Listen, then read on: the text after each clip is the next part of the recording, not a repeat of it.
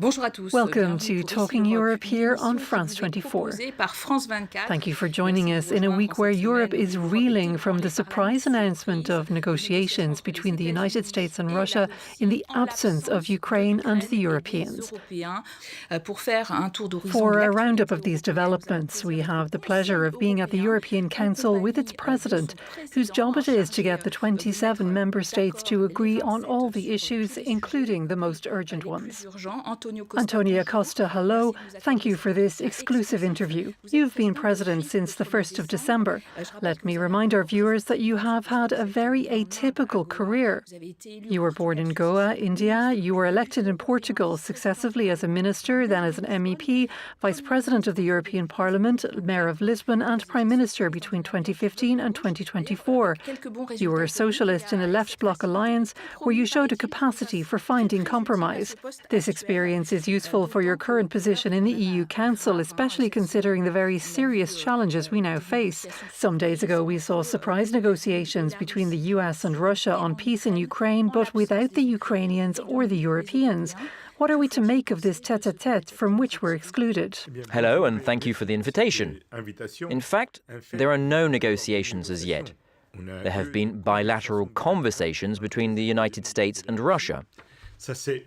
This is positive, especially if it leads to real negotiations. Negotiations will only take place when the belligerents or their representatives or a mediator accepted by both parties can actually negotiate. So we cannot separate the issue of peace in Ukraine from European security. And that's why we say we won't have credible negotiations with results unless there are negotiations with Ukraine and with the European Union. On our side, we are doing our job. We are preparing for possible negotiations. But for the moment, our effort is to strengthen Ukraine's position. We have been with Ukraine since the first day of the war. We remain alongside Ukraine. We will continue to stand alongside Ukraine in the war, in negotiations, in reconstruction, and above all, in the future of Ukraine as a member state of the European Union. But when Donald Trump, who does hold the keys to NATO, accuses Volodymyr Zelensky of being a dictator and asks him to organize elections urgently, what do you think? How should we respond to that? You have to work with the facts as they are. In this whole situation, there is only one dictator, and that is Mr. Putin. Trump and Zelensky are presidents elected in accordance with their constitutions. When I visited Ukraine on the 1st of December, I had the opportunity to go to the Ukrainian parliament, to speak with all the political parties there, and they all told me the same thing. They said, this is not the time to hold elections because we have a clear priority, which is to defend ourselves against the Russian invasion, to recover our sovereignty, and to ensure the integrity of our whole territory. Russia has recognized Ukraine's sovereign right to join the European Union, but not NATO. NATO is Vladimir Putin's bête noire. So Russia is opposed to the deployment of NATO troops in Ukraine, even under the flag of the European Union. What does that mean? First of all, we have to understand what is at stake. That is, above all, to ensure respect for international law. That means that every state has the right to make sovereign decisions on its own future. Secondly, we're talking about territorial integrity and border security. These are principles of international law that apply everywhere, to Ukraine, to Denmark, to Congo. And that's why this is not just an issue between Ukraine and Russia.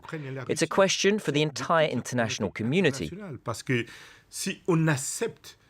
Because if we accept that a state that is a permanent member of the United Nations Security Council, can disregard international law, We're giving the green light for everyone to impose the law of the strongest. Might is right. But when it comes to European security, Mr. President, Europeans are somewhat divided on what we call security guarantees. In France and even in the United Kingdom, there are those who say that if there are negotiations and if the talks are serious, then we should offer our own armed forces as part of security guarantees. Others are much more reluctant. How do you reconcile these different positions? Because with Trump, things are accelerating. I supported President Macron's initiative because it was very important to get Europeans around the table, as well as those who are not in the EU, for example, the Canadians. Why? Because it's important to know in such a moment whether we can achieve the negotiations we want and whether we can achieve peace. Everyone wants peace, and no one wants that more than the Ukrainians and President Zelensky. And we need to see how we are going to secure this peace, because this peace cannot just be a ceasefire. It has to be sustained over time. This means that Ukraine must be given assurances that Russia will not take advantage of a small ceasefire only to come back stronger and try once again. Partners and allies like the United States say that they don't agree that Ukraine should join NATO, which was actually the clearest and least costly way of reassuring Ukraine about its future.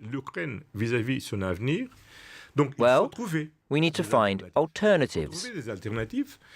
And to find alternatives, I think it's important to know the readiness of each state. What is each state prepared to do within the framework of peace and security? And that's what you're discussing, perhaps discreetly, with each of the states. I think you're having non-stop bilateral meetings. Of course, I'm also working with the member states of the European Union. France has a key position because countries like France and the United Kingdom will be central to this operation as part of these security measures. But what I have seen is that there are no real differences. There are different degrees of availability. And no one has said, I don't accept what you're doing and you should do something different. So everyone has said frankly what they are willing to do. And I think that together we're all going to make a contribution. And if we succeed, and of course I hope we will, then we can create a comprehensive, just and lasting peace for Ukraine. And will you name a special envoy if negotiations begin with Europeans, so that there's someone ready? Or would you be that negotiator, Antonio Costa? That is the question. Well, it certainly won't be me, but it's a question that has already been put to European leaders. Whether there is to be a special envoy from the European Union in the event of negotiations, or even from the European Union with other allies. And? Oh, look, the conversation is being had. I haven't talked to all the leaders yet, but I will do so in the next few days. Another major EU concern about the Trump administration is that of the trade war because, well, the United States is planning to apply customs duties to foreign products, so to European products, equivalent to those imposed on American products. These are called reciprocal clauses, so it's a mixture of all sorts of factors, VAT, environmental standards and so on. The Commission manages this trade portfolio, but are any EU member states involved? Italy, for example, which is perhaps closer to Elon Musk or Viktor Orban's Hungary, might be tempted to play a separate game. And so then, are we going to be united on this trade issue? First of all, we must not forget one essential fact. We are friends, partners and allies of the United States. Our trade relations account for 40% of global GDP and 30% of our mutual trade.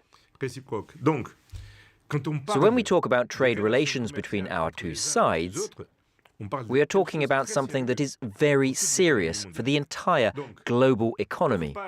So we don't want to have any trade conflicts, and we want to manage these issues as friends do. But that's the issue. Do they still consider us allies? No, but look, the United States have been an ally, a friend, and a partner of European countries for at least 2 centuries. The Statue of Liberty was a gift from France to the United States. We share values, and the economic weight of our relations is important. It's an incredible thing and one that doesn't exist between any other economic blocs. So what should we do when there are problems between friends? Well, you talk to each other. The United States say, OK, we have a trade deficit in goods. On the other hand, they have a trade surplus in the service sector. But we are not against discussions. Just this week, Commissioner Maroš Šefčovič, who is the EU's trade commissioner, went to the United States, and that shows we are having discussions with the United States and that we are talking. So I think we can address these problems, and I think that we must do it. But the most important thing is that Europe and the United States converge towards the same position on the question of the future of our relations when it comes to security. For a number of years, certain EU states, such as France, for example, were saying that it was necessary to reinforce our strategic autonomy, to reinforce the European pillar of NATO. And meanwhile, some European allies were saying, no, no, no, it would be a risk to distance ourselves from the US.